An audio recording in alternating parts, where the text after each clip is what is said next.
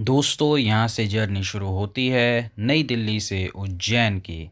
और जैसा कि मैंने आपको बताया कि आज टिकट आरएसी है, तो थोड़ा सा कॉम्प्रोमाइज़ करके जाना पड़ेगा, but I am enjoying my journey. दोस्तों, इंदौर इंटरसिटी एक्सप्रेस दिल्ली से चलती है रात को 9:50 पर। बहुत ही शानदार ट्रेन है और उज्जैन तक जाती है, जो कि आगे इंदौर भी चली जाती है। So it's 8:25 in the morning. हम पहुंच गए हैं उज्जैन रेलवे स्टेशन और बस अब होटल चेक इन और बाबा के दर्शन। जय महाकाल। दोस्तों, उज्जैन रेलवे स्टेशन पर उतरकर हायर करना है आपको एक ऑटो, जो आपको महाकाल टेम्पल तक लेकर जाएगा और इसके लिए वो आपसे 200 रुपये चार्ज करेगा। दोस्तों, अब बारी आती है होटल की। अगर आप एक नाइट स्टे करने वाले हैं तो आपको होटल लेना है। वैसे तो उज्जैन में होटल्स की कोई कमी नहीं है, पर फिर भी इनकन्वीनियंस से बचने के लिए आप प्री बुकिंग करा सकते हैं किसी भी होटल साइट से, या फिर अगर आपकी सेम नाइट की रिटर्न है तो आप चेंजिंग के लिए भी कोई होटल ले सकते हैं, जो आपको 300 से 400 रुपये में नहाने धोने और चेंजिंग के ऑप्शंस दे देगा। दोस्तों, कोशिश करें कि आप 10 बजे तक रेडी हो जाएं, और रेडी होने के बाद आपकी जो पहली विज़िट है वो रहेगी मान्यता अनुसार श्री काल भैरव मंदिर की। श्री काल भैरव मंदिर जाने के लिए आप महाकाल टेम्पल के बाहर होटल से ऑटो स्टैंड से एक ऑटो लेंगे, 200 रुपये में आपको काल भैरव मंदिर तक ले जाएगा। दोस्तों, मान्यता अनुसार काल भैरव जी के दर्शन के बाद ही आपको महाकाल के दर्शन करने होते हैं। तो काल भैरव के दर्शन करके आपको महाकाल तक वापस जाना है। दोस्तों, आप तकरीबन 12 बजे महाकाल टेम्पल वापस आ जाएंगे भैरव दर्शन के बाद। उसके बाद आपको मंदिर जाना है। मंदिर में आपकी अलग अलग तरीके से एंट्रीज होंगी, जिसके लिए मैं आपको गाइड करना चाहूँगा। अगर आप जलाभिषेक करना चाहते हैं तो आपको शोला यानी कि एक धोती और ऊपर से ये अंग वस्त्र जो है ये डालकर ही आप जलाभिषेक कर सकते हैं, और फीमेल्स सिर्फ साड़ी के अंदर ही जलाभिषेक कर सकती हैं। दोस्तों, बाबा के जलाभिषेक के लिए आपको 1500 रुपये की एक पर्ची कटवानी होती है, जिसके बाद लाइन में लगकर आपको जलाभिषेक का मौका मिलता है। इस प्रकार से बाबा की पिंडी पर जलाभिषेक होता है। यदि आप जलाभिषेक नहीं करना चाहते हैं तो आप सामान्य क्यू में लगकर या 250 रुपये देकर एक स्पेशल क्यू में लगकर भी कम समय में बाबा के दर्शन कर सकते हैं। यह टिकट्स आपको वहीं काउंटर से मिलेंगी। स्पेशल बुकिंग्स की कॉस्ट कुछ इस प्रकार हैं। दोस्तों, बाबा के दर्शन करने के बाद बाहर निकलते ही श्री बड़ा गणेश मंदिर है। दोस्तों, तो आप श्री बड़ा गणेश मंदिर के दर्शन भी ज़रूर करें। और इसी के साथ में है अन्नकूट क्षेत्र, जहां दर्शन के बाद आप अन्नकूट जरूर लें। दोस्तों, अब समय लगभग 3 से 4 के बीच में हो चुका होगा। तो अगर आप लोग रात को रुकने का प्लान कर रहे हैं, जो कि आपको करना चाहिए, तो अब ये पॉइंट्स आपको विज़िट करने हैं, जो कुछ देर के विश्राम के बाद या लंच के बाद आप लोग इन पॉइंट्स के विज़िट के लिए निकल सकते हैं। दोस्तों, इसके लिए आपको फिर उसी ऑटो स्टैंड से लगभग 350 रुपये में ऑटो मिल जाएगा। सबसे पहले आप पहुंचेंगे नवग्रह मंदिर, जहां पर 9 ग्रहों की पूजा की जाती है। दोस्तों, और कई प्रकार के दोषों की, जैसे काल सर्प और अन्य प्रकार के दोषों की पूजा की जाती है। तो नवग्रह के पूजा स्थान पर आप पहुंचेंगे। यहाँ पर श्री मंगल ग्रह का जो जन्म स्थान भी माना जाता है। बहुत ही सुखद अनुभव रहेगा यहाँ पर आपका। तो सबसे पहले आप इसके दर्शन करेंगे। इसके बाद आप पहुँचेंगे महर्षि सांदीपनि आश्रम, जहाँ पर श्री कृष्ण और उनके भाई बलराम जी ने अपनी शिक्षा ग्रहण की थी। इस आश्रम में आपको वो कक्ष मिल जाएंगे जहाँ पर श्री कृष्ण बलराम जी पढ़ा करते थे। इसके साथ साथ यहाँ पर एक खूबसूरत सा गार्डन है, एक एंटीक आइटम्स का एक गैलरी है जहाँ से आपको शॉपिंग कर सकते हैं।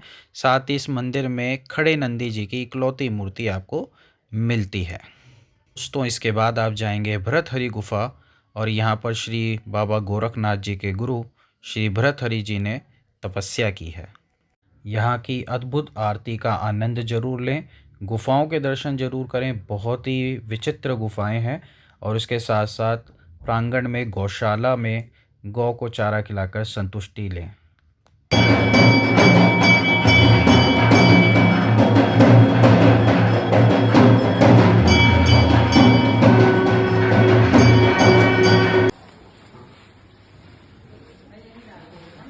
दोस्तों इसके बाद आप पहुँचे माँ हरसिद्धि के मंदिर, जो कि एक शक्तिपीठ है हिंदू धर्म के अनुसार, और यहाँ का मेरा अनुभव बहुत ही खास रहा दोस्तों।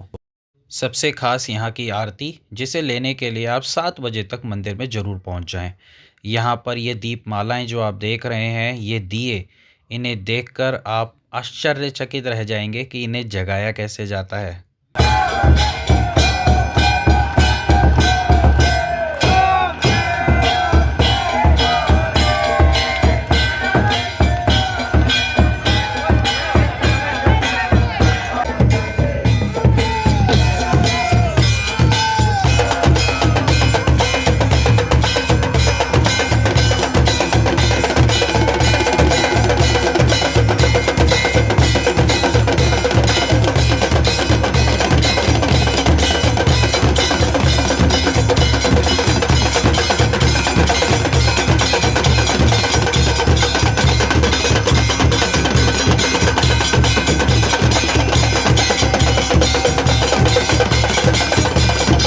दोस्तों इसके बाद आता है हमारी शाम का आखिरी पॉइंट विज़िट करने का, जो है महाकाल लोक। जी हाँ, महाकाल लोक, जिसका उद्घाटन हमारे प्रधानमंत्री श्री नरेंद्र मोदी जी ने अभी हाल फिलहाल में ही किया है।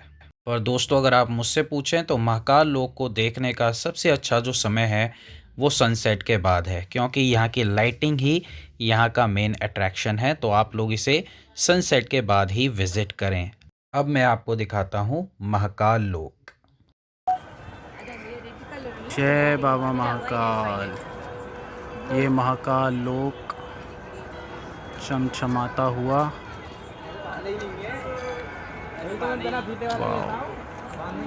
जय बाबा महाकाल। रात को महाकाल लोक का अद्भुत दृश्य, इसको अभी हम अंदर से भी देखेंगे।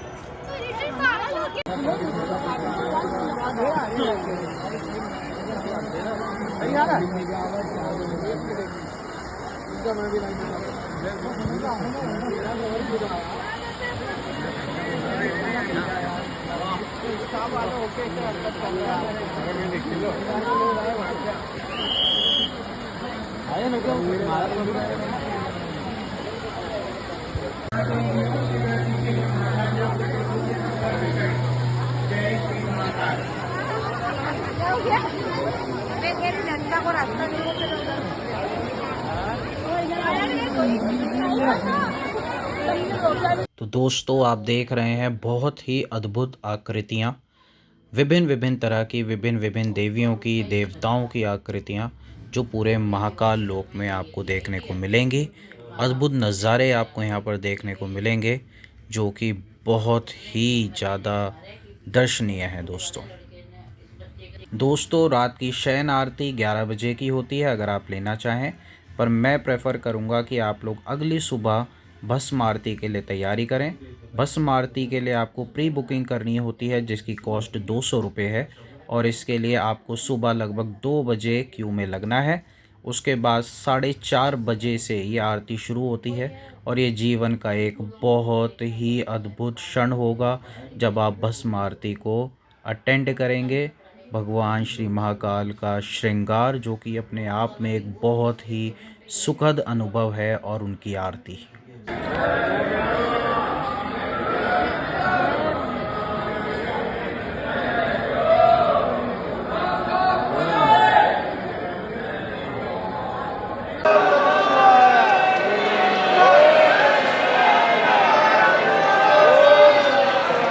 तो दोस्तों इसी के साथ हमारे महाकाल के दर्शन भस्म आरती के साथ पूर्ण होते हैं।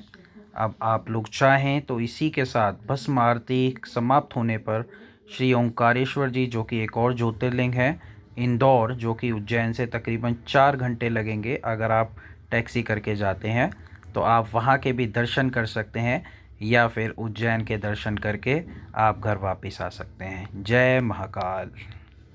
दोस्तों वीडियो अच्छी लगी हो, ज्ञानवर्धक लगी हो, इन्फॉर्मेशन अच्छी लगी हो, तो अपनी इस वीडियो को दूसरों के साथ शेयर करें, लाइक करें और चैनल को सब्सक्राइब करें। Thank you.